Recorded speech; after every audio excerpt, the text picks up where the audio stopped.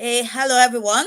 Um, you're welcome to Conversation with Susanna on Afro Caribbean Lifestyle and Achiever. So today I'm going to be talking to a few ladies, and with regards to the the Women's Summit that is coming up tomorrow. We've started today, so today is our day one. Being the CEO of the Afro in Diaspora Center, we've come together to celebrate the Women's Summit. I don't know why that is coming to my mind, but we're celebrating the Women's Summit, which is today is our first day, the one, and we're having a roundtable conversation with different women. So if you're out there and you would like to join us to be part of this conversation, you can just join onto the link and then join us. So you can join us anytime you like to join this conversation. The conversation is just going to just be broadly around women, into fashion, women roles in the community, women, love and sex, everything that makes us a woman. So you are welcome to join us. So now my first guest that is joining me, yeah, she's going to introduce herself and tell us a little bit about herself. But if you're out there and you'd like to join us, we have the link out there for you. You can join us. I'm going to put the link just out there in the comment space. If you're live with us, you can see it and you can join us. And you're all welcome to join the conversation. You can send in your questions at any time you want to. So, hey, how are you? I'm very well, thank you. Susanna, hi. My name is Ihuako. Or should I go ahead and introduce No, myself? just go ahead and introduce yourself. That's fine. That's a All right. My name is Ihuako Weke, and I am actually like a multipreneur. So I'll start first of all with my social enterprise called See the Cube. See the Cube is an award-winning social enterprise which focuses on family restoration. And so in that we have four main values, which is to heal, to empower, to bond, and to connect. And yeah, we do so many things. For example, the Building the Excellent Family Summit, which is coming up next weekend. I'm also a fashion lover. I've always been passionate about fashion ever since I was a young girl. And I'm one of those people where if I don't see it in the shop, I'll go ahead and either adapt it or make it myself from scratch. So I really do love fashion. And I also have my own fashion brand called I Collection with a K. And apart from that, I've been a professional in procurement with the public sector for the past 17 years. So I'm really glad to be here. You're welcome to the first day of the Women's Summit. So this Women's Summit is an initiative that started by myself in 2018 uh, under the organization, the Afro in Diaspora Center.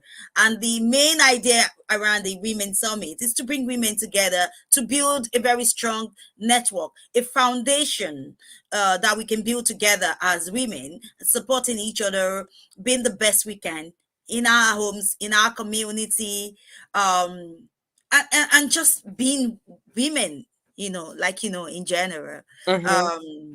So tell me, I'm going to bring in another person to join this conversation, but before I bring them, we're starting with fashion. Women loves fashion. Yes, we do. We And you're a representative of that today. You're looking naturally beautiful with a thank you. big smile on you, nice glasses on and everything. You're a fashion designer yourself. So tell us, why do we love fashion as women? I think God has blessed women to be basically visually appealing in the way that we're shaped. And we have feminine and the masculine. We're representatives of the feminine in terms of the what God has created. So in terms of that feminine, that softness, it's all about the beauty and the creativity of the expression of God within us, and with that comes fashion. So I believe it's just like it's a part of the expression of the God within us, and to express His creativity. So God's creativity is everywhere, as we can see, in terms of the flowers. If we look at the flowers, the birds, the fish. And if we're made in God's image, who is all creative, then we also want to express our creativity in the clothes that we wear, in fashion. So I think that's why we women express our God in us, in the feminine and the creativity within. And of course, being feminine is all about giving birth and being creative, creating humans. That's what we're here for. So we create other things as well. And what more to express that in a fun way than in the clothes that we wear? Exactly. I can see that Sharon is there with us, but she's still a little bit busy. Hi, how are you, Sharon? You're joining I'm into the conversation. And thank I can see already the element of being a woman. You're so busy out there doing so many things. juggling. Absolutely. Always juggling work, juggling childcare. My child's been off sick this week, so I've been juggling everything. But Working from home and having to do that as well. that's right. You came in at the right time. We're talking about fashion. We said women love fashion, and today is about conversation. And one thing that came up from this just right now, as you're coming in, is that we are actually multitasker. We do everything at the same time. So women love fashion. So tell us, what is your view on that? And introduce yourself so that we can get to meet you. We can all network together. This is what it's about. We can all become, this kind of, have this kind of foundation. So let us get to know you a little bit before you go ahead and tell us what fashion means to you. So I am Sharon Fevrier. I am the author of Blossom Tree. This is a book that I wrote and published in 2018, March 2018. So I there are many elements to me as a person, as a mother, as a woman, as a friend, a daughter, a sister, an employee. I work in special educational needs. I am a single parent. I have a visual impairment, and that is due to having sickle cell disease. So what this basically means is that I have to use some adaptations when it comes to doing my work, and maybe even when it comes to doing my writing, there are adaptations that I need to, use in order to do my writing. But with regards to fashion, I've never been one to follow fashion too much because, can't keep up with all the trends. Can't keep up with everything, but I like my individual style, and I like people to have an individual style rather than you go out and you see everybody wearing the same kind of clothes and same kind of dress. I would prefer, from my perspective, that people are individuals, and we have our styles that we create for ourselves. And by going to boutiques and specialist shops, I think it's really important to support the individuals, support the entrepreneurs out there who are starting to create their own empire, rather than going to maybe a high street store. Well, there aren't as many high street fashion stores as open as there was before. But I think it's really important to support the people within our community as well. Without them, how do we have the individuality? Exactly. You're right there that we should support ourselves. We should, engage together. When it comes to fashion, we have a lot of high street, but sometimes, the way it is, it might be a little bit expensive sometimes to actually support small businesses that are just growing up in their home. But what is different about that is that it's unique. It has its own identity. You can, they can actually tailor what will suit you in terms of your own figure, in terms of your own imagination, so they can bring it to life. So we all have our own style, just like you said. I think we're all fashionable in our own way. It doesn't matter whether you're following the trend or you're just being you're being authentic. We can all stay authentic and be honest. Like, when she came on now, I was like, oh, do I look nice? So sometimes we all try to just be our own authentic self. So, and that is still part of what fashion is all about. But if you love to follow the trend, That's good as well. You can follow the trend and say it. So in every way, we're fashionable. I do remember when I was younger, back home, back then, you had to, in my school, the school that I was attending, we had to cut our hair, and I don't like it. Then I'm just like, oh, I want to get my hair done or whatever. But my mom takes me to do my hair, and I'm always crying every time they are touching my hair. And one day she just decided that if I cry again when she goes to do my hair, she's going to cut it, and that's just going to be the end of it. And I think I couldn't stop crying, and she just bloody shave it off, and that was it. Until I finished my secondary school, then I started getting. I couldn't wait when I finished my last papers. I was rushing down to get my hair done. I did braiding, I wanted to just look like. I spent the whole day going to just braid my hair and get to look nice and just, look different. Yeah. So and I think that's the way fashion has evolved around the years. And what I'm seeing is that we're going back to that kind of whole kind of fashion, especially for us as African women. We are dropping the wigs, we're dropping the palming. My mom was a hairdresser, she's style woman, but now I think a lot of people are not into palming anymore. Most people are trying to keep their real hair. Unwakwe, just tell us, what is your own view on that? You want to come in on this conversation, about this authentic, having our natural, it takes a lot of time to build that. Yeah. To be honest, for me, I believe being authentic is whatever you're comfortable with, whatever you're happy with. I don't think, and that is like, for me, if you want to go back to natural, then that's fine. If you want to relax your hair, that's fine. If you want to wear a wig, that's also fine. If you want to wear a head wrap, that's fine. It's all about not following a trend. It's not about following a fashion. It's about doing what you think is you. Is Uh, you. Yeah. yeah. So I think if we keep watching trends and following fashion, then we're not really being authentic. Yeah. Being authentic comes from within, it comes from the inside. Yeah. So I think really every woman should go inside and assess, who am I, and how can my dressing express that person, that authentic me. Yeah. So that's what I think authenticity Yeah. is. Yeah. Well, what do you think, Sharon, about that? I know you have your natural hair there, but it takes a lot to keep it. It takes a lot to nurture it, which is like I said, like just like you said there, if whatever you choose to do, and sometimes I see people putting comments on Facebook about women like, oh, I'm like, let them be whatever they want to be. We're free to do what.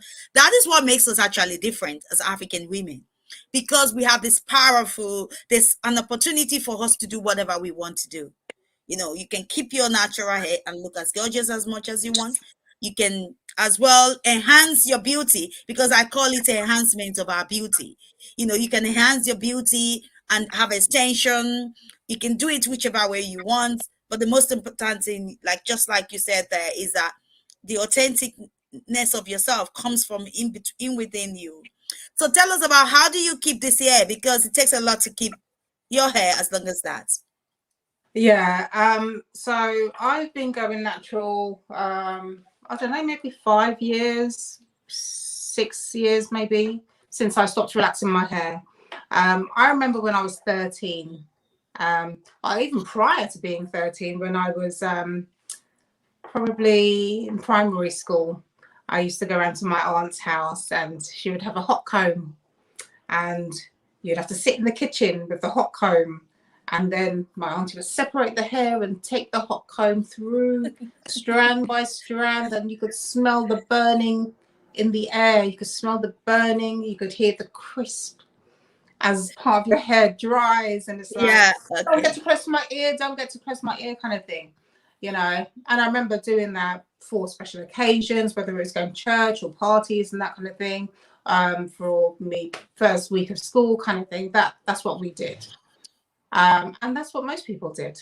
And Yeah. then when I got to 13, I had the curly perm, and that was great. I didn't mind that at all. I had a different kind of lengths of the hair. One was short, side was long, and did all those kind of different styles that we did back then. And then one day my hairdresser said, why don't we put some colour in the hair? So her hair was kind of like a gingery colour. And I said, well, okay. I wasn't sure about it. Anyway, I had some blonde bits at the front, blondie orange bits at the front, which I was happy to grow out. And then obviously through time, through school, university, I kind of went back to relaxing, just having it straight, having it short, different styles. But then what I realized is when I had my daughter, I made a decision that I didn't want to keep relaxing my hair. I wanted my hair to look just like my daughter's hair, my daughter's hair to look like my hair, because I wanted her to be proud and happy with her exterior. I wanted her to love herself, love her hair, love her skin, love everything about her. And I felt that that was an important move. Not only that, there was also, you know, I felt that my hair was thinning out. The more I relaxed my hair, the ends were getting thinner, and I just didn't like that at all. So, but my hair during COVID grew a lot. And I went to the hairdressers a couple of weeks ago, and she ended up taking off 4 inches. And I was like, oh my God, 4 inches is too much. What are you doing? That's too much. Yeah. But by that time, it was too late, because you can't see what the hairdressers are doing behind you. You can't see what they're doing. So when they chop, they chop. But clearly during COVID and not going to the hairdressers and not really having a decent trim meant that I had to kind of go through that whole process. So there are the ups and downs of growing hair, but I much prefer my hair now. You know, I feel that when I was younger, my hair was processed in so many different ways that I didn't even know what the texture and you know, how my hair was. I didn't know my own hair until I stopped putting chemicals in it. And, you know, maybe sometimes we have to think about what we're introducing into our hair, into our lives, into our family, our spirit, because by introducing these things, sometimes they can really change you. Yeah. Into a way that you're unrecognizable. I think they're just going to change your physical. They might just change your physical look, but at the same time, you're right. It would influence how you feel internally. It's cool, because sometimes that makes some people to have this kind of low confidence about themselves. It's all about how you feel about yourself, how powerful you choose to be authentic with yourself, and how powerful confidently you choose to, you know, put yourself out there in the community. And just from there, I'm going to go to the next thing that we're going to be talking about, and that is about the role of women in the community. So what role do you guys think women plays in the community, and what role are you all playing in the community? So I'll go to you now. Yeah, there. Hello. Ihu, yeah. Yeah, you. Okay, so in women, again, I don't think there should be a rule for what women play in the community, because I feel that the first role of women, I don't think there should be a rule, first of all. But when you have a family, obviously your first ministry is your family, and that keeps you going, that keeps you busy. However, if you're single, you might have more time to play a role in the community.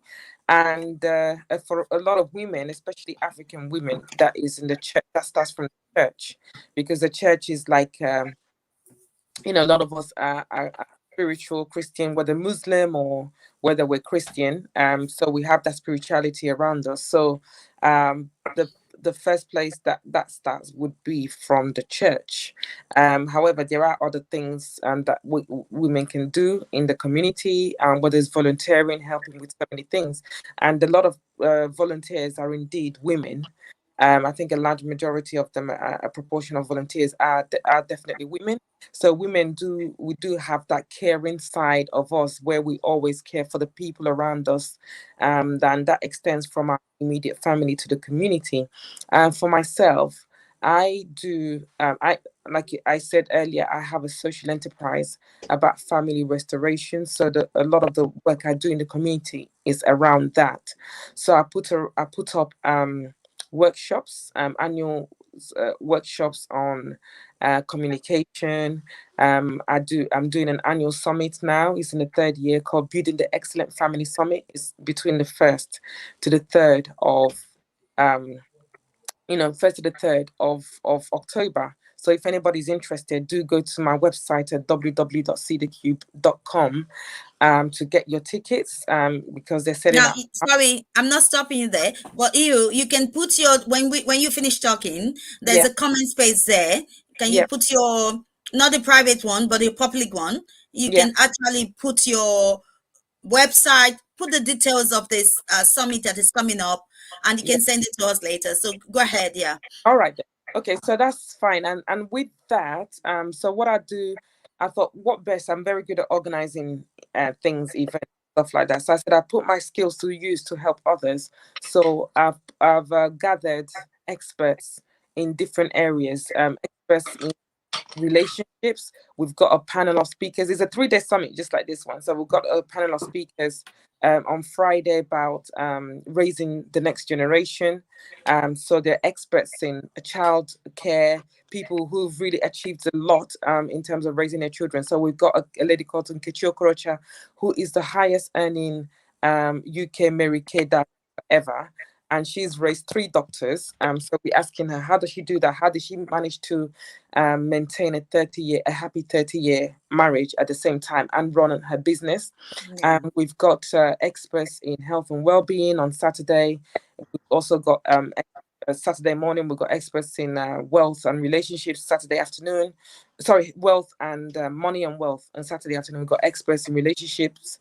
And Saturday evening, then we've got the closing element on Sunday, which is all about your purpose, and it's going to be a prophetic session. So I've done that. It's a lot of work, as you know. You organize summits, but it's my way of giving back as well to the community, and the fee is so small compared to the caliber of speakers that we have on it, and people who've come every year, they've very much impacted. So yeah, that's my way of giving back. And To the if community. anybody's interested in knowing about this or getting a ticket, then I will leave details for you to avail Okay. of.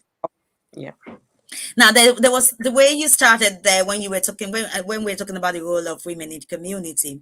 You talk about family, and I think that is the first foundation of a role of a woman in the community yeah, as a mother. Because one, you start as a child, you are somebody's child, and that is the first place you start your playing your role in the community as a child. Whatever you contribute in terms of being a child, being a good child, having friends, building your friendship from there, that is your role starting already. You're a mhm, sister. If your parents have another child, a boy or a girl, that is your role. So your role could be as a sister. You become a mhm, niece, you become a cousin to someone. So each step of our life, we already have a role that we play, and that is where our role started, and it reflects who we are as we start growing up, because that we're part of a community in itself. So if you have a family, that's a community. You're the mother, you're the wife, not just the mother, you're the wife, yeah, and your sister-in-laws, you have all those things. So each of those things are your role in the family. You have your children, and they start growing up, you're sending them to school, they start playing a role in the community as well, and that reflects who you are. And this is how we all as women, so women, I think we are really the foundation of what it is to actually really build a community in itself. And whatever happens today in the community, good or bad, we play a significant role in it. There's nothing if anybody can really do without us. I think so, and I believe so. Even though our husbands, our lovers, our boyfriends, and wherever they are, we tend to push them forward, and they seems to be the voice. But I think every behind or underneath all those big calibers of men, let's for example think of Bill Gates, and think of all these big people. There's this kind of a woman behind them that really flourish who they are in the community. Sharon, what do you think? Because I know you're playing a significant role in the community. Your book, which is The Blossom Tree, a lot of people will be reading it. It's going to speak to a lot of voices. So tell us what you think. So I think you're absolutely right that our role within the community is varied. We are supporters, we are counselors, we are sisters, we are friends, we are a force of power. we are educated and independent within our own rights. And I think it's really important that we value ourselves and people value us for the role that we do play. We are, to our husbands, our partners, our lovers, our friends, we've got their back. And if they're true to us and we value them, we will always support them. So I think it's really important to say that, we have that as a role, but we are also leaders. Many of us are leaders in our fields, in something that we do, and we're creatives. We are also creatives. And, I guess when we think about women maybe in the 1940s and the 30s and having to burn their bras and whatever not to get their vote, and the suffragettes, I think we've come a long way. But when it comes to things like equal pay, that's still an issue in certain sectors of industry. So there's still a lot of work to be done to ensure that people recognise us as equals. We are equals. So with regards to work that I'm doing in the community as a woman, as an author, as somebody who is partially sighted, or somebody who has sickle cell, I think writing this book for me was a way of sharing and raising awareness. I think it's really important that people are aware of sickle cell disease. I believe it's Sickle Cell Month, so this is a good time for me to actually be on here and talk. And for sickle cell that affects 15,000 people in the United Kingdom, we have to talk. We have to have this discussion. Some people believe in giving blood, but there are many people that are very anti-it and scared of needles, etc. But giving blood can save people's lives, and if you can save your friend's life, your neighbour's life, somebody within your life can be saved because of blood, then do that. I mean, come on, a cup of tea and a couple of biscuits, you get something in return. But what I'm trying to say is, we all need somebody. No man is an island. No woman is an island. We are all dependent at some point on somebody. So like I said, Blossom Tree is about it's a fiction book. My book here is fiction, and it's about a young person called Chantel, and she also has sickle cell. So I wanted to write where the main character has an illness, such as I do, that affects people in our community. And I think it's about exploring what that could mean for somebody in a fiction way, the things that you would go through, the ups, the downs, the challenges, the things that you would go through as a parent, because we are mothers. And there are expectations of us to provide safety, food, accommodation. And Sharon, just from what you said, is that is how you are influencing your community, and you can see all of us have been talking. Who are you influence the community? Sorry, through fashion, through your book, through your summit, through well, if you look at every one of us here, we're working full time.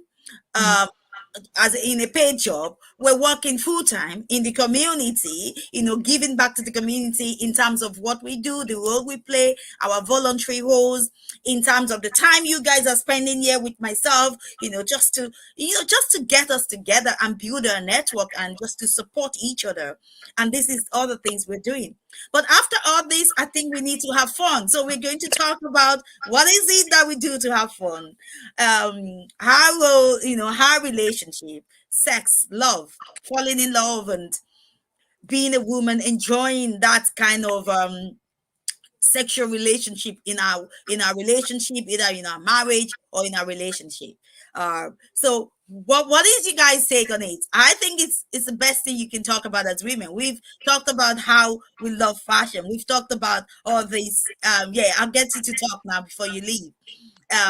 We've talked about our role in the community. So do you want to kick this start before you leave?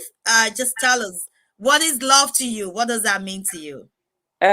Okay, so for me, I think it's really important. Your primary relationship is important, and if things are not right in your primary relationship, then it's like it affects everything.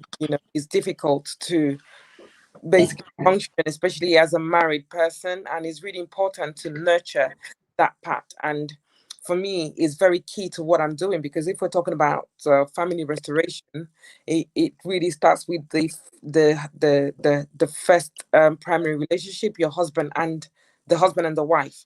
So with me, yes, we have really busy schedules, but what me and my husband try to do, we don't always succeed. We try to like make time maybe in between the day, and say maybe on a Friday we say, okay, we're gonna grab lunch in town, because now, I work from home most of the time. My husband works from home sometimes, especially on Friday, so we can say, okay, we're gonna grab lunch for an hour.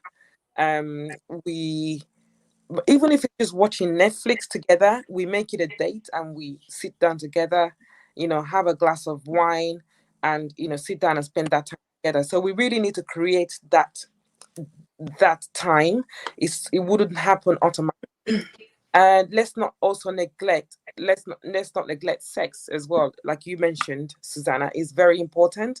And for me, it's the grease and the oil that keeps the relationship glowing, and that everybody is smiling and happy. We need to make time for that as well. It's really important.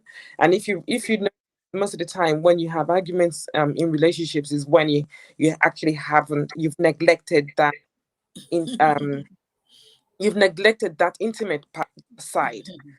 So it's very important as well.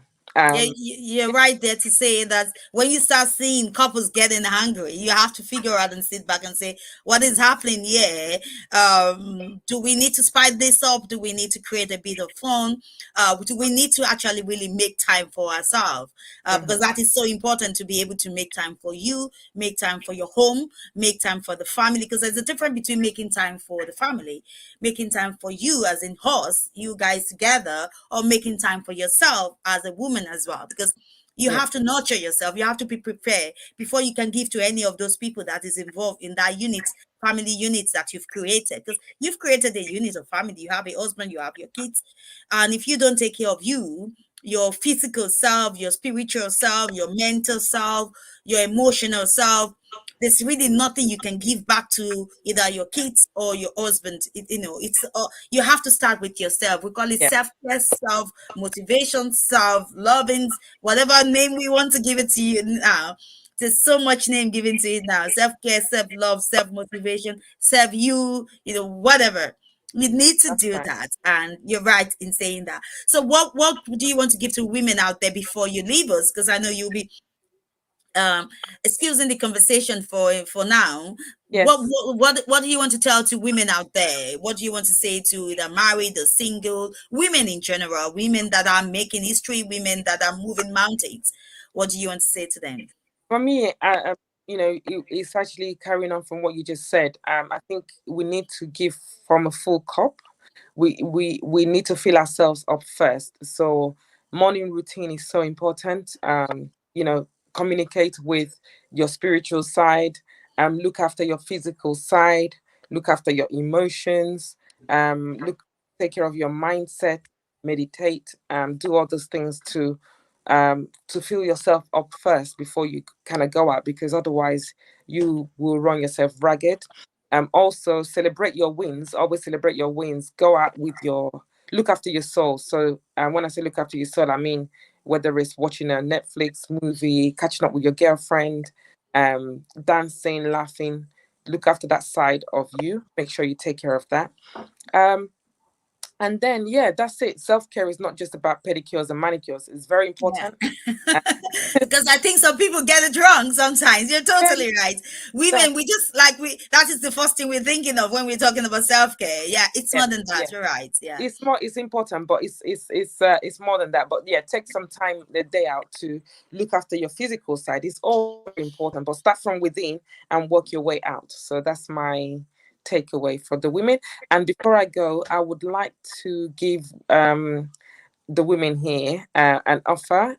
So people who are signing up, if you can go through Susanna, people who are coming to this summit, I would like to give them a special offer on my on my summit, which is starting next week. So Okay. it's normally 1997. I'm happy to give you a half price offer, which is something that reserved only for people who attended my events before, but is a community, African community. I'm African. I'd like to give this to yourselves.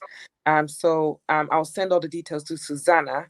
But if you go to www.cedacube.com, go to the sign out and enter previous when you're signing out, and you'll be able to avail of the half price offer.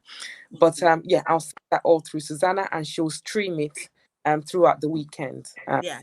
Now, Yeah. thank you very much. I'll do that. Now, for those that are watching us anyway, if you go to live on either Facebook and Twitter on our YouTube channel, you will see that I put the link there for you to be able to, in case you want to.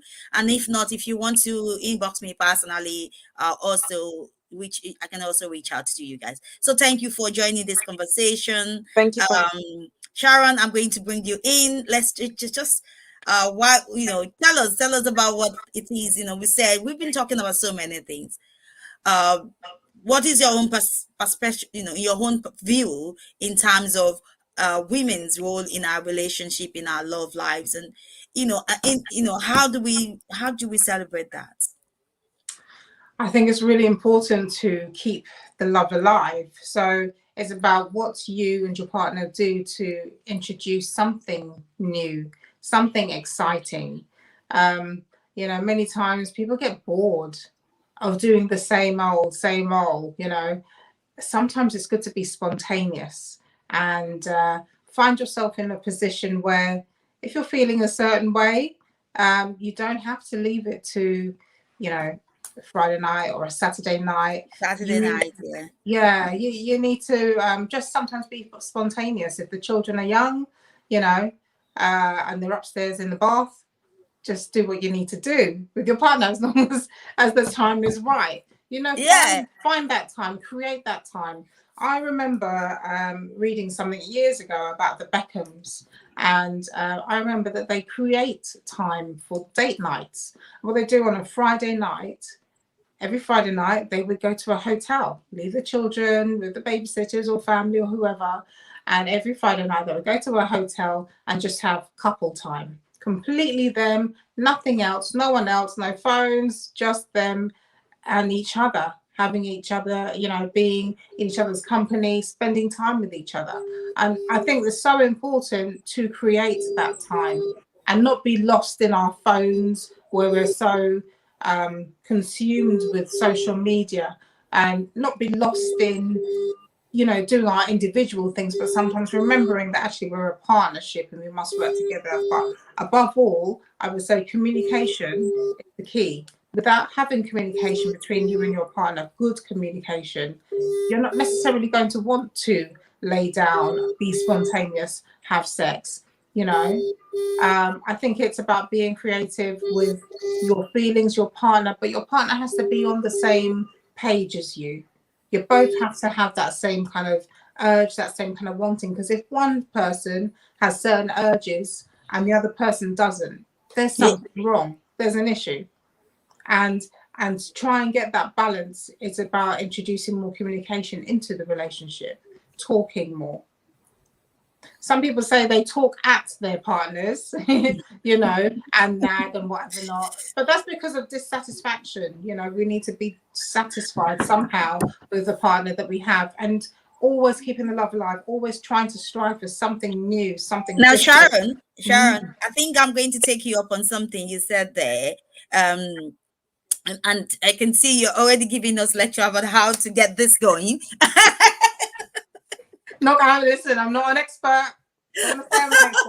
No, I know, but you're spiting it up already with that, and it's about how do we nurture sex in our relationship, which is so important. How do we nurture it? Because sometimes within a relationship, it dies off. It could die off, even either as couples that are married or people that are still in relationship, or people that live together. Sometimes people are in relationship and they've started living together in the relationship, and then they tend to easily forget the fact that they're still lovers. You know, that kind of I mean, you know what I mean? Even married people, sometimes they tend to forget that they're still lovers, that they need to spice up their life, and so that it's not too quiet or not too dull. And because, like you said, you need to have this kind of atmosphere that once you, every time you feel like, yeah, I want to be, to make love, or to, you know, get intimate with my partner, or I mean, some women like to dress up.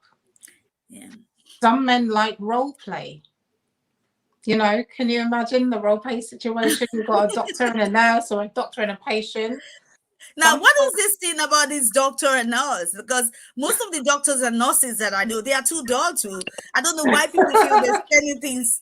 No, you know, I don't know, because it's like everybody go crazy about this doctor and nurses. Well, just imagine a situation where your doctor has gloves on.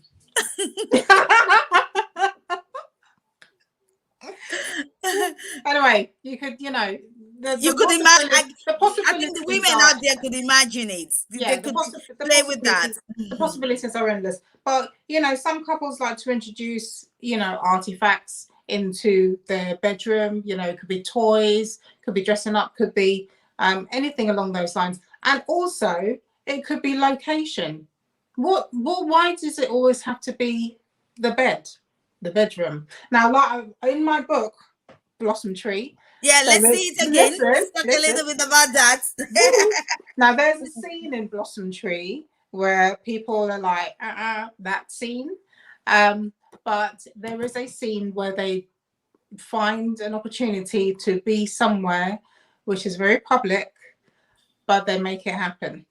And I think sometimes, just to spice things up, you know, you want to have a little fun sometimes. A bit of excitement to, you know. A bit of excitement. It doesn't always have to be monotonous, the same day in, day out, or every Friday. You know, a bit of something dangerous. Something dangerous. Because, you know, when you're doing something dangerous, your heart pumping. And you know what? I think we still need this. You know, when we were younger and, you know, we would be in a situation with a partner and people get all excited and whatever not. As you get older, things change, things are a little bit different, but who's to say that you can't still introduce some, you know, fantasies into your life? Who's to say that you can't introduce something in your mind that you think, oh, well, I haven't tried that, why can't I try that? You can try it. It doesn't matter what age you are, as long as your partner is willing, you know, explore yourself. You can explore as much as you want. Who you are. Don't forget your likes. And I think, you know, they say that the women peak. They reach their peak when they're like in their like 30s, 40s, even 50s maybe. So if that's the case, we've still got a lot to explore. Haven't we, Susuana? Yeah. I guess so. I guess so. You know, because people say when women are at their from 40 upward, like that, their, you know, hormones is so active. Very active. But, you know, for us as women, we have limited time. So between that 40 and 60, you can still, you know, the hormones can still be as active as they can, but it dies down from there for women. And in order to remain active in either your relationship or in your marriage, it's important that you're able to reconnect yourself. Whereas for men, I think it stays a little bit active for them. It just they're as much as alive as they are. As long as they are alive, they're active. You know, now they might not have as much strength as they have when they were younger. It could take a bit of time, you could do that, but there's still much, you know, their hormones is still, you know, as it is when they were 12 years old, because from 12 years old they start becoming as active as they could, and that is their lifespan in terms of that. It's longer than a woman. But women, you know, after that certain age, we get irritated to things. You know, we start, you know, we feel this is not for us. But if your man makes you feel sexy, even at the age of 70, you won't feel that way, because it's all about the way we are being treated as women. That's right. And I think that is the most important thing when it comes to relationship. That's the way you're being treated. If you're being treated as a queen, you will always feel like a queen. That's If right. you if a man treats you as being the most sexiest thing he has ever seen, it makes you feel sexy at all time. It makes you have the need for intimacy. It makes you want to be part of that intimacy, because it takes a lot for a woman. When we talk about women, it's different from a man. A woman, intimacy comes from the heart. It's different, but a man comes just from their own head straight. They just react to the emotions that the feelings that they get at a specific time. But for women, it takes us more than that. So we need our men to sweet tongue us. You can call it Yeah. that way. You need them to be Yeah. sweet. Yeah, you need What them to be sweet to you at all time. You Mhm. want them to tell you how gorgeous your eyes is, how gorgeous your lips are. You want them to continue reassuring that your body is still the best, it's fit as ever. Even though everything is dropping off and they can see it's dropping off. What They- I would add to that is that you know, I remember being in a situation years ago where, as a woman, you just get on and you do. But okay, so for my situation, I lived by myself and then found a partner, etc., etc. And I know that not just myself, other people experience this as well. When you're independent, you live by yourself, you do everything. But when you're then with a partner, you have an expectation that they will do some stuff too, right? yeah, You have an expectation. You don't have an expectation that you will end up doing all the cooking and the cleaning, etc., and then be expected to lie down because you're too tired. At that stage, you have built up some animosity, if you like, towards your partner because they've come, sat down, watched much of the day, had a beer, had something to eat, had their takeaway, but you've cleared up and you've done all, put the children to bed, etc. You don't want to then necessarily do that. So even though this is a women's summit, I really would encourage, if men are watching, or if the women out there, they can have this, share it with their men to then listen. then they must be able to kind of, the men have to take on a role within the household. A woman can't do it all and then try to look sexy for her man Look at sexy at the same time, be ready 5 for to 11 at bedtime. night. Yeah, I think the best way to put it is there. After doing everything all day, then be ready for bedtime as well. that's right. They Yeah, just want to sleep. Whereas if a man took charge and did some things in the kitchen and helped it's out, sexy put because the it actually children to bed, prepares you. exactly. Yeah, yeah, It relieves you from some of that stress and the tension and all those things you have to do before a certain time, yeah. which enables you then to maybe have that nice soak in the bath with the candle. And you know that if they've been very supportive or true, you think of rewarding them. That's when you want to reward it. That's to say, okay, he's been a Yeah, good man for a whole day. He's been supportive. He's been helpful. It needs to be rewarded. yeah, Then the reward. You can think of whatever the reward is, and then you could be very soft and easy to say, okay, I'm ready to give you that reward for working hard, because the way we admire, we get our children to do things, they do it, and then you reward them with food, or with money, or with love, kindness, or even hugging them. And so we can as well do the same thing for our hobby or boyfriends or lovers, yeah. and reward them for being good and kind to us. To us. Yeah, I agree. I just think Yeah. that, once a man does partake in more of the household duties, you're more inclined to feel warmer towards them, to feel happier with them. You feel then it's a partnership, and then you feel that you want to be with that person. You don't want the person to be standing in the kitchen watching you do the dishes and put the children to bed and do X amount of things and then Get the be house clean again, be get everything. available. Yeah. Yeah, you can't always be available, but it is really important that men take that role and see that the woman is, doing so much and that they want to partake and they want to make things easier for her, because if they make things easier for her, Yeah. she is more than likely going to reward you. And I have to yeah, say something to you, Sharon. I do agree 100% with what you're saying. But as a counselor, one of the things that I say to women is that whatever kind of hunger you have within you, when it comes to intimacy, you have to drop it aside, mm, because there's just no need you depriving yourself of something that will make you feel good because the man is not doing well.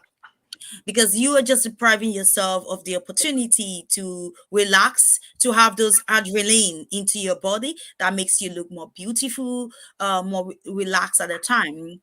When it comes to intimacy, one of the things that I say is that whatever, because that's the way men plays it out in their head. When it comes to that moment, they take away everything. They just want to feel relaxed at that point in time. Mm-hmm. And I think we should start acting that way as women. When it Mm-hmm. comes to intimacy, whatever grievances you have within you as at that point in time, you could express it, but don't let it overtake. It's Yeah. always good to express it. Let them see that the anger is still there, but quickly, switch over, and allow yourself to feel, allow yourself to enjoy, allow yourself to be nurtured and to be cared for. You might give them more time to do more work on you rather than you having to participate. You know what I mean? So that Of could be course. another punishment in that way. But you just have to allow yourself to feel. You have to allow yourself to enjoy that. You can't avoid to deprive yourself the opportunity Mm. to take advantage of those moments because they don't come all the time. So when they come, even in marriages, in people that live together 24 hours a day, it still doesn't come all the time. Some, mostly even married people, they have to make specific time to bring themselves to do that because they are busy working, the kids are at home, and sometimes they have to leave the whole house to go and find a place to really actually enjoy each other as couple because especially when your kids are grown ups and they're still living in the house.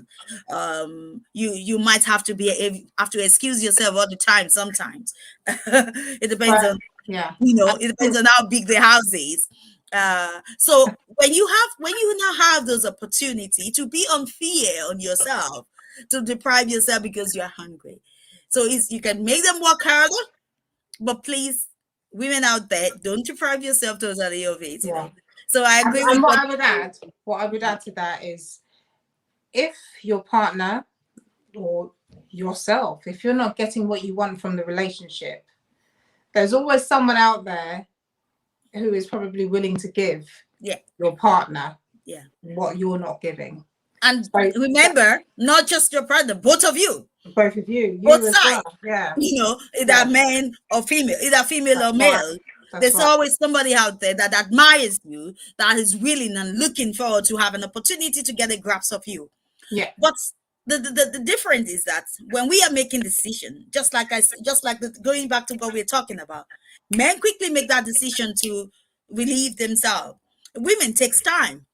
So even though yes, there's someone out there waiting, and we are very slow to react, to respond to those kind of calls. And so, but the men can easily respond to it. But look, there's always going to be a difference. If they really are keen about you, it doesn't matter how many response they respond to. Yeah. Uh, This is why communication is yeah, so important. You must communicate. You must be able to mm, talk, and your partner must be open to talking. But yeah, I think many times, maybe even within our culture, within the African and the Caribbean culture. yeah, yeah. You're okay. Your volume is lost. Sorry, no, I'm back now. Can you hear me? Yes, I could. I could. Okay. Somebody's trying to join us, but I don't know what is happening with her system. She's not. Yeah, so hopefully she can sort that. I don't know. Yeah, go ahead. I So, can hear you very well. yeah, so maybe sometimes the things that happen within the African and the Caribbean community is that men don't always want to talk, and they don't always want to take counsel from other people. They don't always want to necessarily listen, and it might be the woman who would like to introduce a relationship counselor into the conversation to open that dialogue. But sometimes I find that some of our men can be very stubborn in that respect and want to keep their pearls to themselves and not necessarily want to share, some of the things that go wrong within the relationship. Might not be as willing to open up and talk.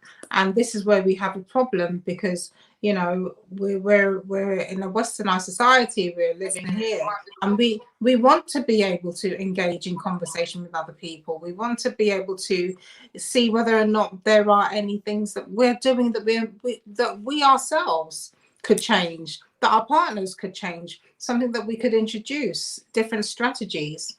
But until we have that dialogue with the third person in the room, because maybe sometimes fire and fire, they clash, maybe we're not yin and yang, maybe we're fire and fire. And if that's the case, how do we make that change so that we can actually begin to, we women, we love talking. sorry. We love these ideas. We love these ideas of having conversation. Men are not too much into conversation. They just want to forget. If something happens and is wrong, they just want to forget it happens and is wrong. They just want to get on with life. They don't like talking about things. So sorry, and women are not like that. Yeah. And just like I was just listening to your conversation there and just thinking that in terms of relationship, in terms of having that relationship as women, what advice will you give to women out there, that will have the opportunity to just join this conversation or see this conversation going on? Either they are single or married. What advice will you give to them as women? How do we engage ourselves in any relationship? How do we engage ourselves? Well, I think in the first instance, so I'm not the type of person that really likes the online dating kind of situation. I struggle with that. So for me, very much it's about that face-to-face interaction. It's that one-on-one. It's that making the eye contact. It's the body language, and I feed off of that very much so. But first of all, you have to have that conversation, that communication, talk, get to know each other, and these things don't happen overnight. Be very careful sometimes about sharing a lot of yourself in the very first instances, because what you can find sometimes is that people, if you don't know that person, will they use things against you? You have to be careful with what you share. Feel comfortable. You'll know whether or not you feel comfortable. And this is a situation that occurred in my book where my character fell in love like so quickly with a guy, and the guy fell in love with her, and they felt so free and comfortable together. But with time, things started to unravel, and years later she seemed to find out information that she didn't know in the very first instance. And sometimes we can see the red flags, but we choose to ignore them. Yeah, we do. We do choose to. You're totally right. Women, we see it, we feel it, but sometimes we just think this is about us, that whether we're wrong. And I think I'm a victim of that. Yeah. Yeah. We do So we see choose it. to, Yeah. Well, yeah, we tend to ignore it. and why? Because of the fantasy. The fantasy of, oh, we're going to be in love, we're going to have a partner, we're going to be in a relationship, it's going to be lovely, we're going to get married, have lots of children, etc., etc. You know what? Sometimes it's all a fantasy. We've seen too many Disney films in our time. Let's stick to reality. Come on, we're mature now. We're at a mature stage of our lives where, we've kind of maybe been around the block, so we've had some understanding and some experience of things that have happened. So it's now about making sure that we do, we do our due diligence when it comes to dating and getting to know somebody. Take time. If there's something that you're not entirely sure about with the person, you don't know their history, their past, there are initiatives, Clare's Law, for example, where people can go to a police station, and if they're concerned maybe about domestic abuse, they can maybe ask questions to the police and just find out whether or not there's any history of anything relating to domestic abuse. So there are I think what is more important is taking time and having the quality time. Do you think that is necessary now, that people do that, whereby when you are getting involved in a relationship, when it's becoming, you find out about those people to see who they really are, to see if I don't know how many people actually do that, but it's an advice that it's we a should build tool. on. It's a tool that you could use if you're feeling unsure. If maybe you've had a past and your past relationship and you were a victim of domestic abuse, it's something that you could do to just try and reassure yourself one way or another that, you know, things will be, you feel more secure. Yeah. Now, sorry, Sharon. Now that you're saying that, I'm just going to see. Did you see what is happening with this story, Gabby Petito, the lady in America, the young blogger that went on a tour with her boyfriend, and the boyfriend came back, and we found out now that she's dead. It's, I don't know if you've heard that story. If you've not heard it, then okay. Anyway, because the story is still fresh, we don't even know what is happening. But with the few things that we saw, she has anxiety, and there was an incident that they will show. She was actually the abuser, abusing the guy, in terms of anytime she has this kind of anxiety and they have argument, she's the abuser in a way. I don't know what happened at the end of the day, how she turned out dead. We're still following that story, but that story bring me to this, that sometimes men in our life are actually the abuser, because we, for a long time, we feel that women are the victim, but in some cases I've seen that men sometimes can be the victim, can be the one that is being abused by the man. What do you think of that as women? That how should we, should we abuse the men in our life, or do we believe that women abuse women in their life, men in their life as well, or is it just men alone that abuse women? There are men's refuges out there. So if there's a men's refuge out there, clearly they're being abused by somebody. And it could be women, they could be abused if they're in a same-sex relationship, they could be abused by their own partners. Men abuse women, women abuse men. And we have to think about the different types of abuse. There's financial, sexual, physical, emotional, there's neglect.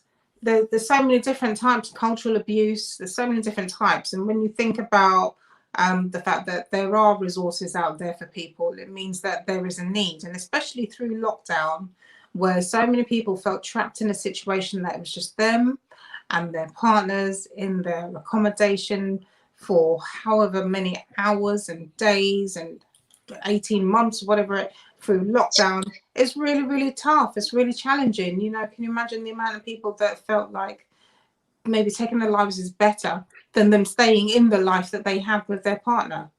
And I've even found through my work that there's so much movement, children, families moving because of situations that have occurred through lockdown. So that is something to consider. It's definitely something to consider. Okay, you're right there. So Eileen, you're joining us just right there. We have a few minutes to go because I didn't want this to be too long so that people can actually, watch it. So before we close the day, we are actually talking about women falling in love. We're talking about, we've talked about fashion, we talked about role of women in the community, but I'll just bring you in on this last conversation about women falling in love. What are the do's and don'ts of when a woman fall in love with a man, and how do we get treated in that kind of relationship? So if you give us a take on it before we go, just give us a short introduction of yourself, Elaine. Okay. Good afternoon or good morning. Helen Mobbit, my name. I live in Blanchardstown, so sorry that I'm coming in late. I had other things to do. Okay, let me come to the topic of women falling in love. I think love is a good thing.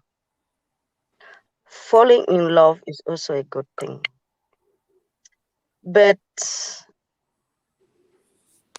to fall in love, there are a situation where you fall in love and the other person doesn't love you.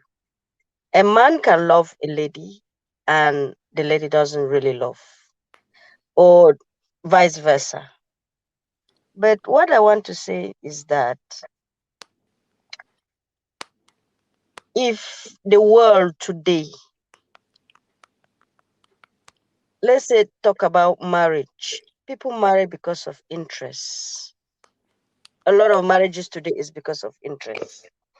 And when you go into that marriage and the interest that you went in for, you can't find it is a problem. Or when you have achieved that interest, it's also an issue.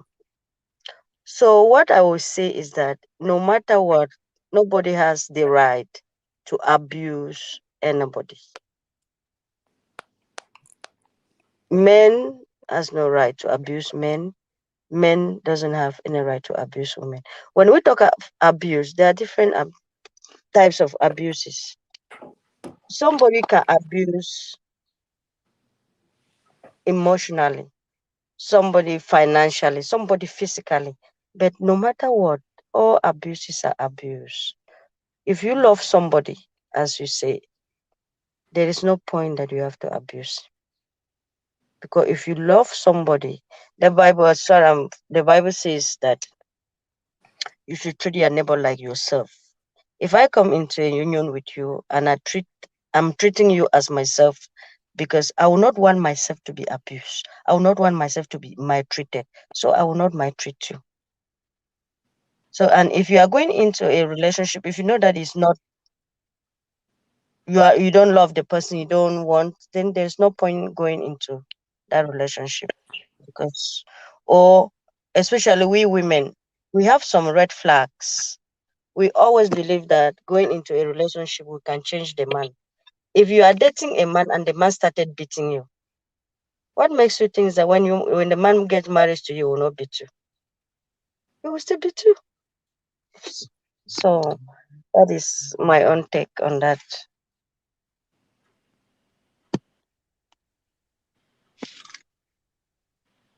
I can hear you. I don't know whether you... Sorry, Elizabeth, you're welcome on board. How are you? Hi, Summer. How are you? Good, good. I've been busy today. Yes. Hope Yeah. everything is good. I'm trying as much as possible not to get it over now, but I'm so excited to see you. You've been traveling all Yes. over the world. Tell us where you are at this moment. Tell us about yourself. You're based in UK. Like I said, this Yes. Women's Summit is all about building your network. Guys, It is. drop your details in the private chat because I'm going to link every one of us together. And, it's about building, our network as women, making more friends, business friends, personal friends, just supporting each other every way down the line. So tell us a little bit more and tell us why is it good to fall in love? And tell us about yourself. Now, Yes. Elizabeth is the executive director of the Sickle Cell Association in UK, and this Sharon is here, Sharon Weaver. She's Okay. also a survivor of sorry guys, survivor of sickle cell, and I'm sure I'm going to link both of you together, but tell us about yourself, Elizabeth. Thank you, Aline. A very good afternoon to everyone that is watching today. My name is Augusta Elizabeth Kroma. I live in the UK, and I have an organization called Sickle Cell Intervention. So we mainly deals with research education and health promotion in the UK and globally as well. So there's so much to be done in sickle cell disease. I'm also an entrepreneur. I have a brand called AG Mollified Women, where I deal with vegan skin products, vegan body massage oils, candles, vegan candles, organic candles, and perfumes, etc., watches, etc. And I'm also the director of education and health promotion in European Sickle Cell Federation. In fact, I was just at the seminar. I just came off the seminar, and I've just literally just jumped into this one after we've just finished. Yes, in terms of answering your question, in terms of relationship, I think I wrote in the comments earlier on before that in order for me personally, when I want to really engage into a relationship, I tend to be friendly with a person.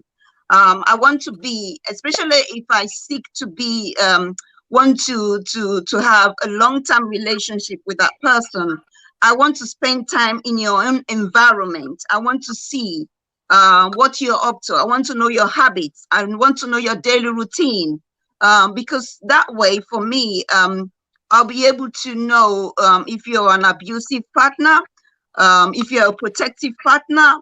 I would just want to just be in your own environment to see what you can do, what you're capable of doing, and to even to know about me as well. And I think even 4 weeks, 4 weeks is actually good to be around somebody, for you to pick up the signs of an abusive relationship and all of that. And it's really quite important that people can just people can just meet somebody and just fall in love, and without like be acquainted with the person just on a friendly basis. There has not, there shouldn't be anything like sex or anything, but just be friends. It'll take time. Just be friends with that person. Go out, spend some time, go on holiday together, spend some time with that person. You get to know. For me, that's how I do things. You get to know that person, because there are signs that you can literally pick up on. It's just not a rocket science, but you can just pick on certain things that is not really appropriate, something that you like, something that you think you can work on, something that you think that you just know, your instinct will not say. But for me, I will not just jump into a relationship without knowing the person. I will not do that. Yes, it's good to get to know people, get to Yes. know them before you meet them first, get to know them before you become serious in the relationship. Yes, it is. I tend to be become friends with them, at a stage like we can talk, we can even if it's a distance relationship, you can have conversations. The good thing that's technology, you have video calls, talk to them, and you can actually meet in person, and spend some time with them for a while. Build a kind of friendship with them. Yes, you have to build a rapport with them, build a friendship, and see, you will get to know a lot of things. Even if you take time off, you say, oh, I want to spend 2 weeks with this person, I want to spend 4 weeks with this person on holiday, or even their own home. That's the first step, because if you live with them in their own home, it's a first step. Everybody's in their own room, but you've got that friendship, going on. Let me say something. Yeah.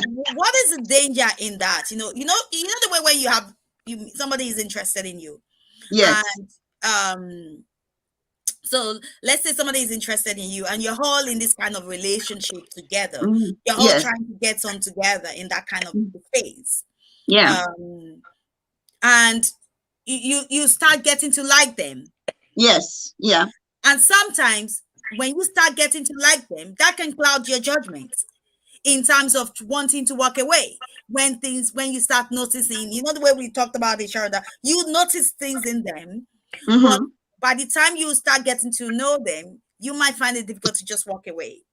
Because you get to know them, you've got to like them, and then you're seeing the sign. This is the time for me to decide, do I want this relationship or walk out of this relationship? Yes. But because you've spent time to know them sometime and develop a kind of likeness to them, just like Ellen was saying, you start thinking, oh, they might change if they love me.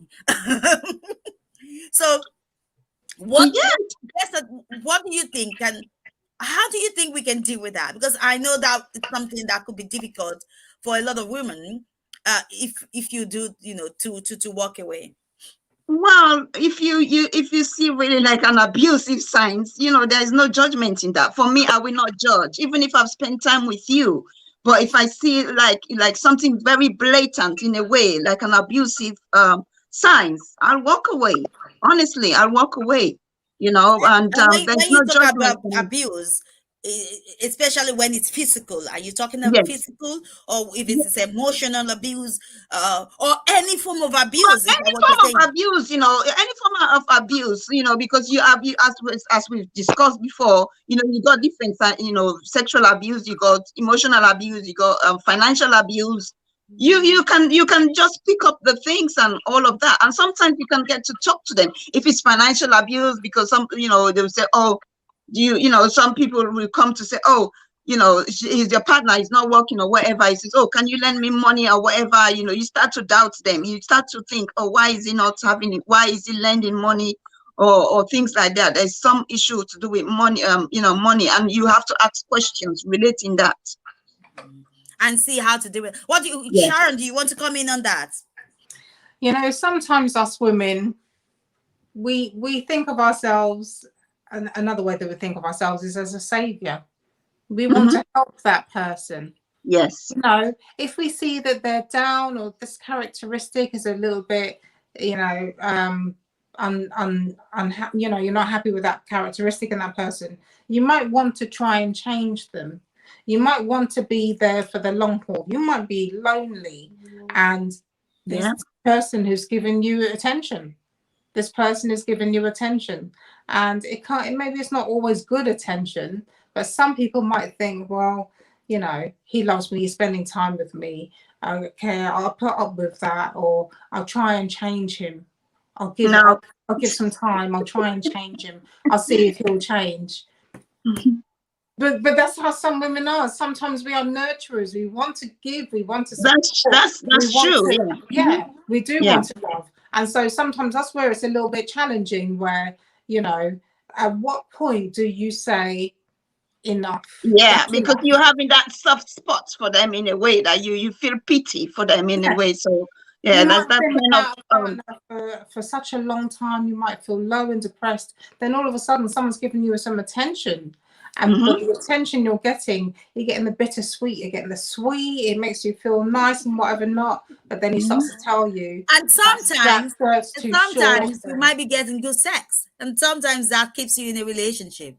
Yeah, absolutely. So there's the pluses and there's the negatives. There are all these different, different elements.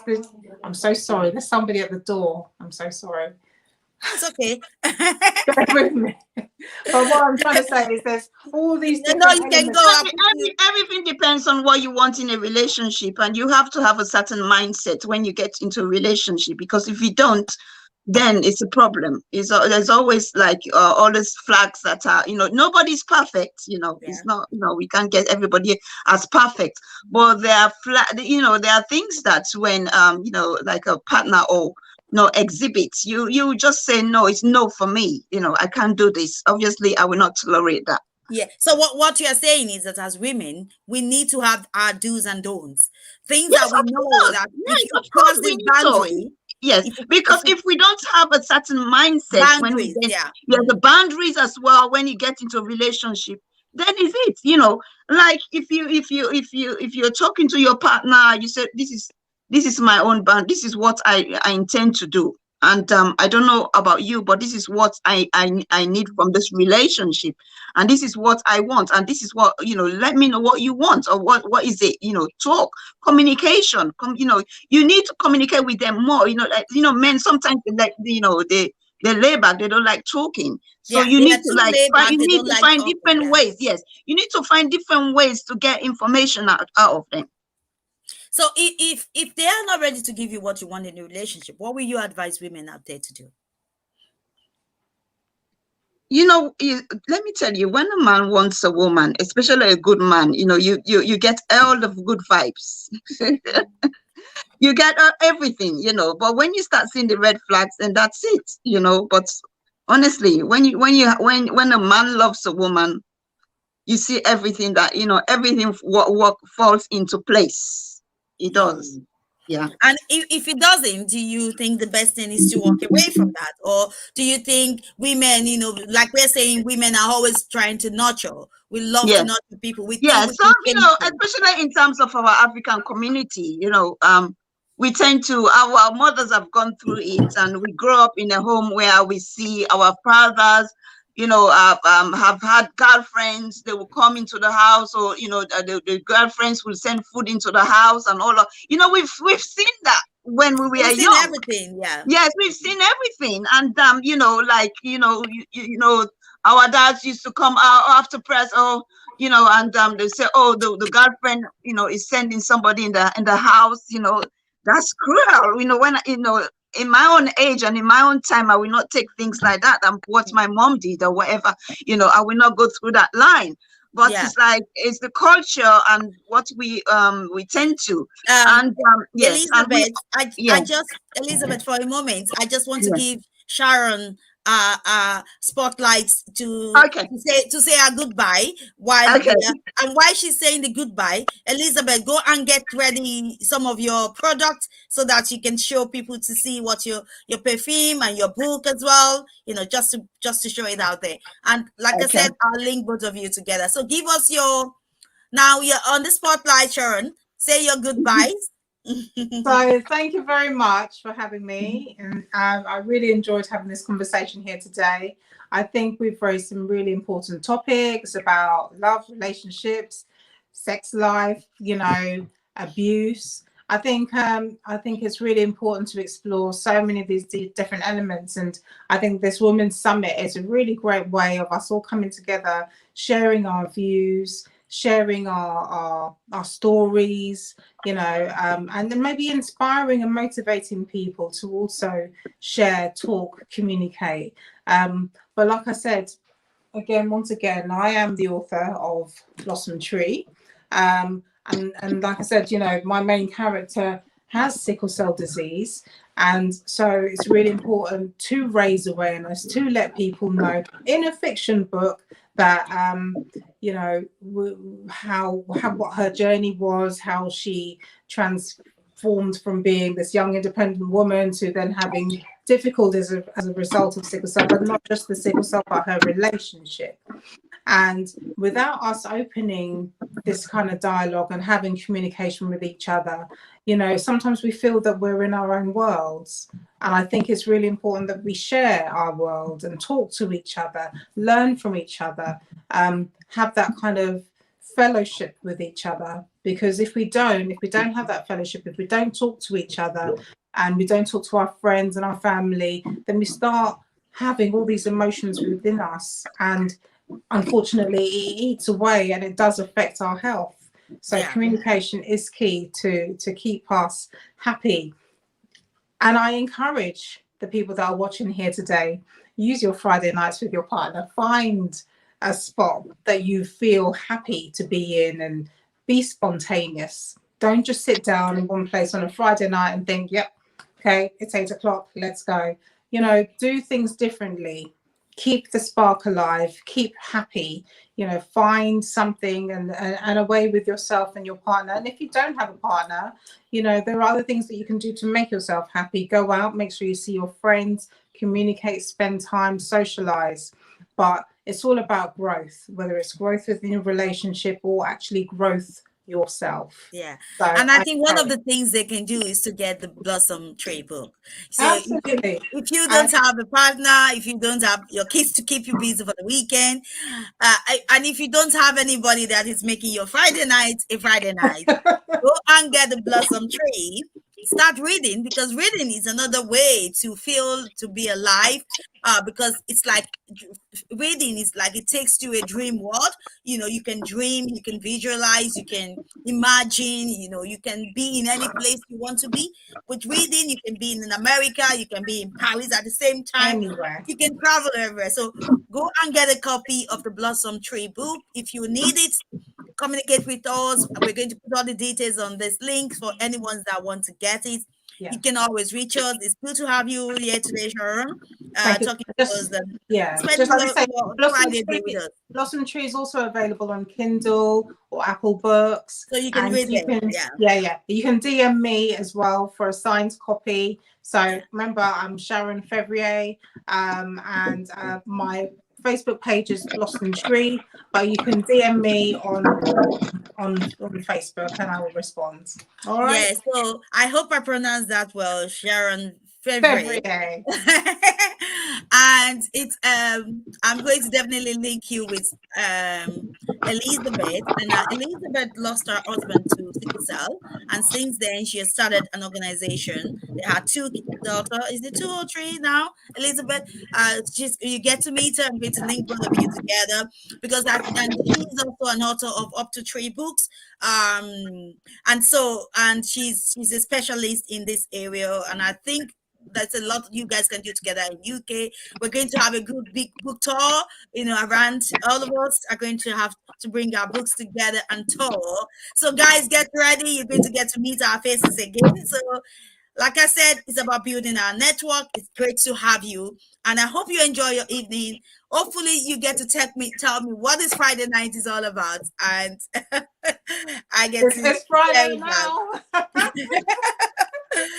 Okay. Thanks a lot. Thank you so much. It's great Thank chatting you. with you. And It's been lovely. a wonderful conversation all through. Thank you. Yeah. Bye-bye. Bye. Take care. So, Elizabeth, are you ready for us? Oh God. This is to just put me on the spotlight, but it's okay. Yeah, that's fine.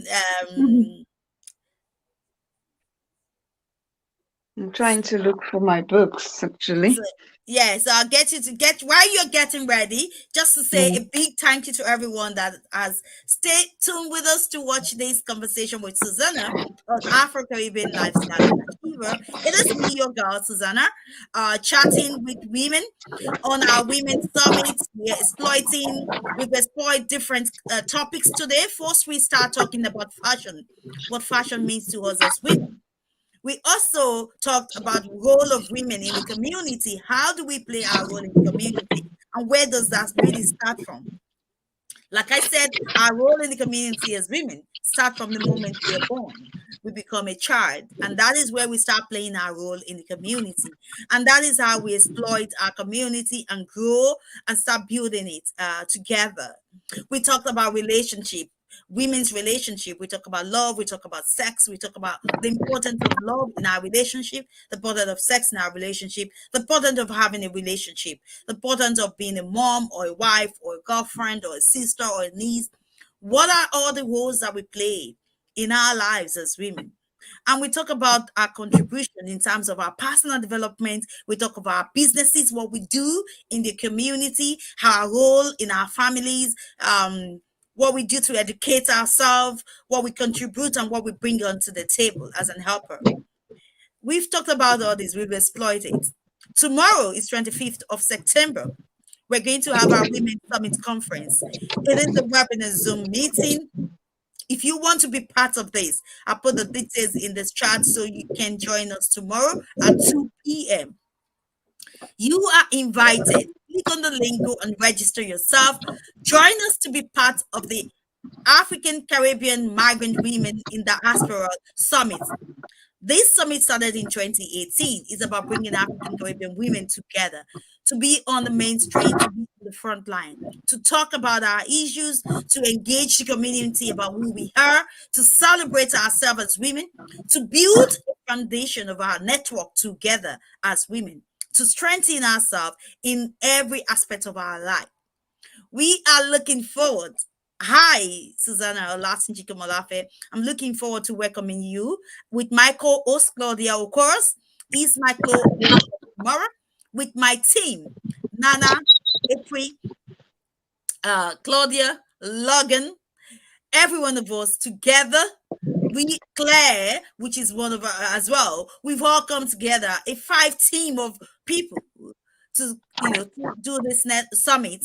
And we're looking forward to welcoming you guys at 2 p.m. prompt on our virtual live. It's going to be live on Facebook, and you will all have the opportunity to watch us and to be part of the conversation. But go and get your tickets.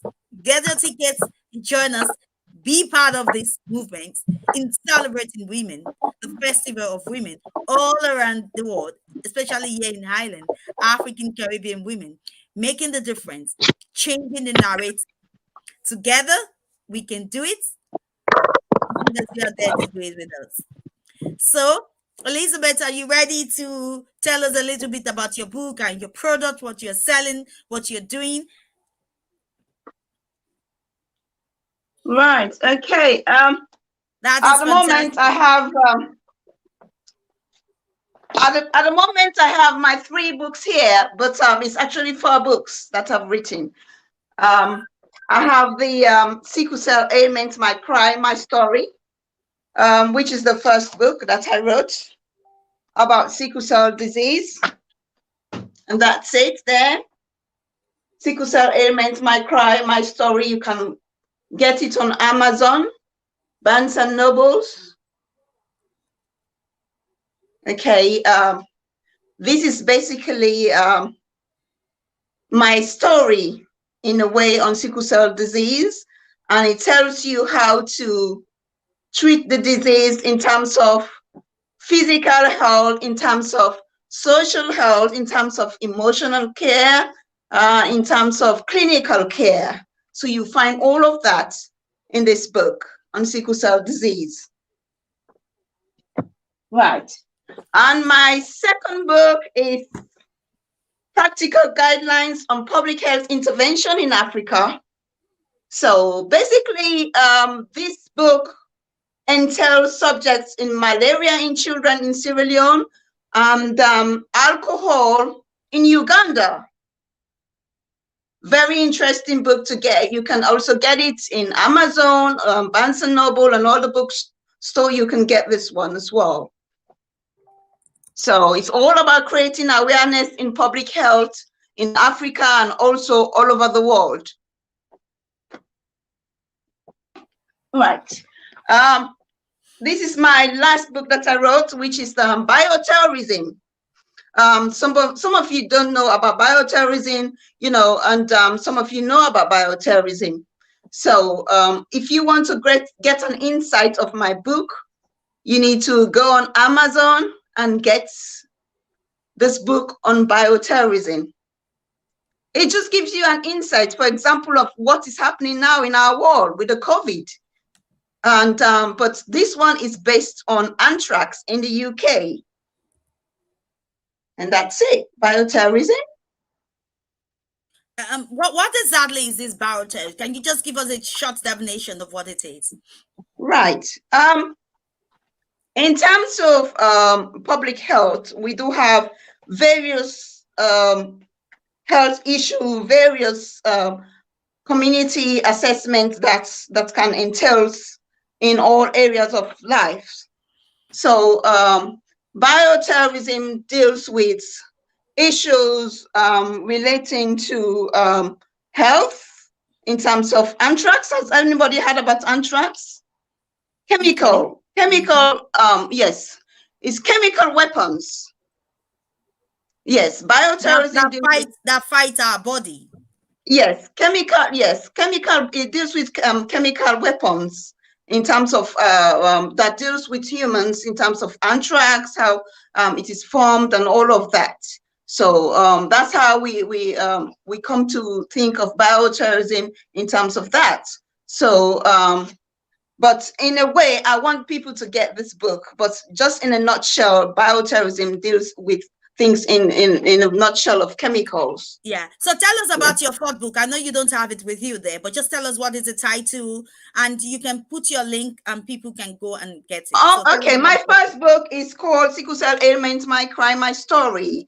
Basically, it tells everybody. I lost my late husband to sickle cell disease in 2011, and giving like a great insight on the management of sickle cell disease in terms of physical care, how to treat sickle cell disease, in terms of pain management, how pain is controlled, how it is controlled in a clinical setting, what medications to be taken, how it is done in the hospital, or how you can care for yourself at home. In terms of emotional care means your well-being, emotionally and mental health well-being, because people that suffers from sickle cell disease do suffer from mental health. So things like depression, anxiety, and so on. You can name quite a few, but all have been power packed in this book. Actually, The sickle cell ailment, my crime, my story. So it just gives you an overview of all that you need to do on sickle cell disease. Elizabeth, until I met Sharon, I never knew that sickle cell could affect your sight. She's partially sighted, you know. Oh and yes, she was yes. saying that Sickle cell disease affects different areas. It affects different areas. It does affect, you know, with stroke, with eyesight, with leg ulcers, with paraplegism. There's so many areas in that it affects really sickle cell disease. So it does affect your eyesight as well. Yes. So I think I'm seeing you to be a social entrepreneur with some of the things you're doing. So tell us about this, your product for women to enhance beauty in women, your fragrances. Or your fragrance. Okay. I can see some of them behind me there. You can show one or two of your fragrances. Yes, so these are diffusers. These are diffusers that you can use in homes, because presently people use them in their homes and also in offices as well. I have different colors and different smell to them. This one is the bourbon. The black one is the bourbon. And I also have the white one here, which is the woodland pine. Yes, there you go. That's the woodland pine. I have the leather.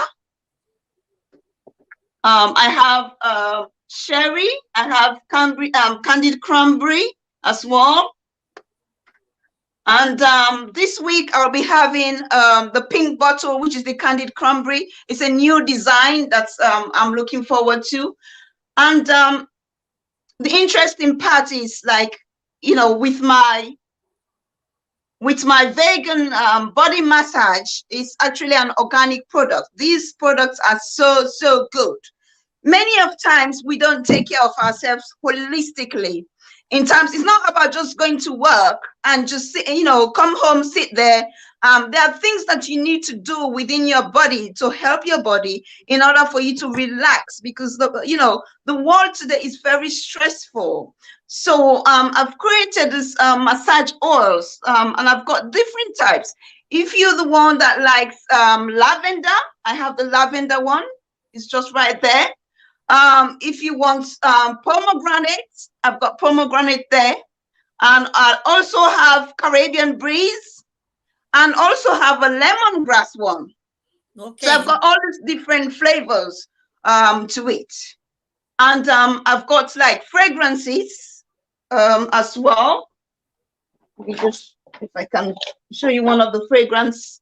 I think this is one of the last fragrance that I produce, which is called Fortified.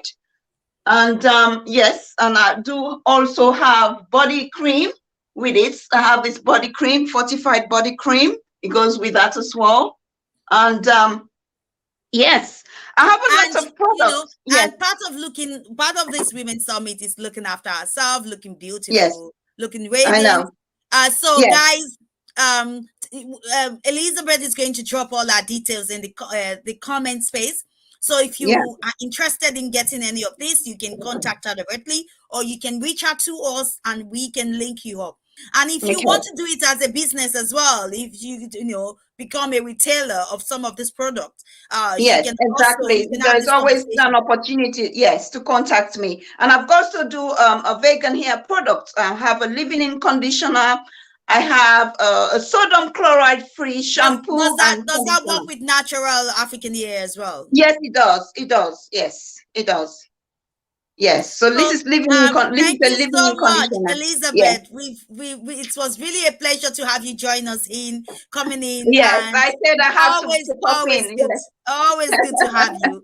I have to say, yes, I've missed you so much in traveling to Ireland. I've missed you so much, but I've just been away on holiday in Europe. I've been away for like a month in Europe. It was really good to have that break.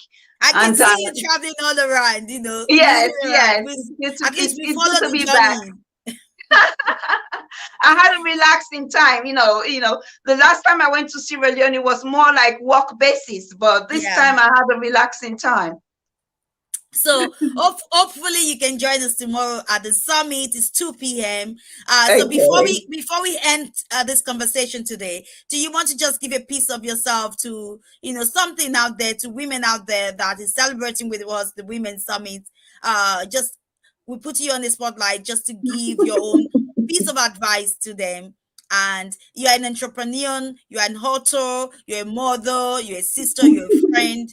You are All right. in terms of your spirituality, you're a faith Okay. believer. What are you Yes. giving out to us? Yes, I'm a Christian, I believe in God and Jesus Christ, and that has kept me really in a way, because if I hadn't any faith or anything in God or in Jesus Christ, then I wouldn't be standing, because I have faced so many challenges myself. Life is not a bed of roses, and there are times that you work so hard in doing all that you can, and you just have somebody that will just come in your way, full of evil, full of jealousy, to take everything out of you. But when things like that happen, take a break, have a relaxing time, enjoy your, just find a way to deal with your emotions. Find a way to deal with your emotions, and don't quit. Come back to where you were. And that's how I deal with everything that have happened to me. If I go through things emotionally, I tend to take a break from it, and I come back. And the time I come back, I'm fully recharged. I've got all the ideas. I've got all the innovative thinking. I've got all the I tend to reach out to some people that can support me, because life is not easy, and you have to work hard. There's no deal to that. You have to work hard. Just have sometimes you need to spend time to yourself. And most times people think that they need the crowd to do whatever no, you don't need the crowd. You do need the crowd if, like, for example, you've established yourself and you want to reach out to people yourself. But in as much as you want to reach out to people, you have to choose who you want to reach out to, because people can be vindictive, people can be evil, people can do so much things around you, and you have to have the right people around you, and you have to have the right mindset, the right attitude towards life as well. So thank you so much, because yes, like you said, people can really, really, really make things difficult for you. They can, and we have no idea where you're coming from, and they will just come in your way to destroy. Who is she? Or who is she? What does she think of herself? And trying to say this, all that. And they haven't got a clue where you're coming from. They don't know. How hard you've worked to be in that place. How hard you've worked, the passion. But I always say, if you don't have any passion, if you're trying to, because some people try to copy what you're doing and they don't have any passion towards it, I just tend to smile, because for me, if I don't have a passion in doing something, it's a no for me.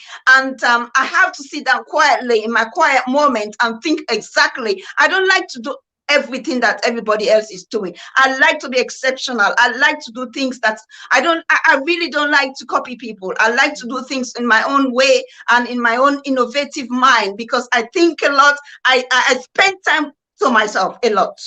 And even though I have friends around, but I do spend my time to myself to get the ideas, to get all the innovative thinking. And that is what we really. That's what some people. I have to. Some people don't know how to do research in order for their innovative ideas to come into reality. And sometimes you don't need much money as well, but you start with a little and you build up.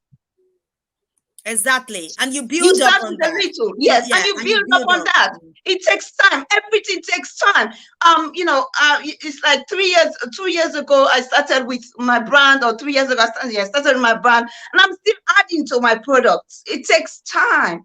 You have to be so patient. If you're not patient, you just give up on things. but with your passion, with your drive, with your mindset, and your faith. For me, it's my faith, because I read the Bible, and it builds me up. It builds my spirit. I spend time with the Word of God. I spend time with people of God around me, and they build me up. They build my strength. And I don't. Anybody that is negative, I stay away. I don't like to stay away. I don't like to be around people that are very, very negative. It drains my energy. It does drains my energy. And at this stage of our life, we don't need Yes. that. We just No, need you don't things need that. You don't need that. We have to be we have to be supportive of each other.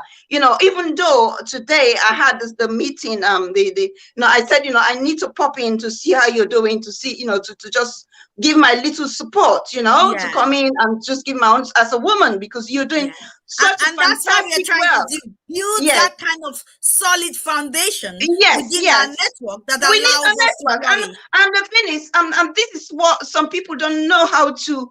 Some women don't know how to collaborate with each other. They don't know how to interact with each other, because some of them come with jealousy, some of them come with hate. Whatever this person is doing, join hands together with her. See how you can support her in your own little way, and we'll go for there. If the world can do this, women will be great in the world. I know. Yeah. Greater than we are already. Yes, it will be so great in the world, but it's all a fantasy in a way. But I don't know, maybe things will change. Now, thank you so much. I have to say that's just what you say, women supporting women. Yes. When this summit started 2018, it just started. It was all about me trying to say we have to build our network. Women, yes. It's about connecting with each other. I know you, you know me. Whoever you know, introduce to me. I'm always willing to introduce people that I know to others. We should do the same to each other, that we connect together, and that is how we build a foundation, a solid foundation within our network, and we continue to. And you don't have to do it alone. You do it. No, you don't have to do it alone. Yes. There are things that you can do alone. Yes, but there are times that you have to reach out. You have to reach out to the right people. The right people, So building a solid network together. What I wanted to say is that when I started this afternoon, actually, I really didn't know how this was going to talk. It was meant to be a 1-hour conversation, just to talk and go. But I have to say, I'm so happy and I'm thankful to God that I have you guys coming to support me, making this afternoon very wonderful. You are welcome, and you are the most wonderful. You're welcome. You're welcome. You're the most wonderful person I've known throughout these years. I'm happy to know you. I'm happy to interact with you, to be in the midst of you at all time. I'm always happy to be in Ireland to visit you. We're looking to have you soon. Yes. You are a traveler. You travel everywhere. I know. So when I was seeing your picture, I said, "Oh, she's gone there again. She's traveling again." I said, "Look." And it is good to experience life that way, I know. I said, COVID, I'll mask up. I've taken both my jabs. I'm off. I go. So thank you so much. This is what we love doing as women. We love talking. We love chatting. But we have to say thank you to everyone. And this is the end of this afternoon conversation. I'm going to end the live broadcast. And I thank you to all the women that have joined. Please check the comment link. You are going to see the link to every single person that has joined me to see what they are doing. Go and support them. Even if to say hi to them, tell them you love them, express your love to them, send somebody towards them that will make a difference in their life. Please let us keep supporting each other. Women supporting women coming together, building our network and making the difference in our community. So it is for me to you, Susuana Olatunji-Komolafe, on Conversation with Susuana on this Women's Summit. Tomorrow is our day, our conference starting at 2 p.m. If you watch the comment space, you can go and register and join us and be part of this conference for tomorrow. Tell a friend, let a friend tell a friend. I love you and love from us all. And again, to my host for tomorrow, Claudia Okoros. She's my co-host for tomorrow. A big thank you out to her. And we're all looking forward. And to my team, Nana, Muludikar, and Claire Mario, Claudia Okoras, April Downdu, and Logan Raju. These are all the things that has come together to support me in making the Women's Summit what it is, what it's going to be tomorrow, and today and tomorrow. So I thank you all, and to my board of directors for the Afro in the Diaspora Center, we say a big thank you, and to our founder as well, the Department of this is to Pover that have supported us in making the work of the organization to continue doing the work we do in the organization. We say a big thank you to Pover, to Finger County Council that is supporting us in this Women's Summit. We're going to have our video out there that's going to reflect of all our sponsors and people that are sponsoring us, supporting us to make this happen. So a big thank you to Pover and to Finger County Council and to Afro Diaspora and to all those of you that have bought the ticket to support the summit for tomorrow. A very special thank you to a good friend of mine, Debola. Thank you so much. You're such an inspiration. I really have to say that. And I just pray that God will continue to give you that boost you need to continue being your kindness and your love. We go with you everywhere you go. So thank you, everyone. And bye. See you guys tomorrow at 2 p.m.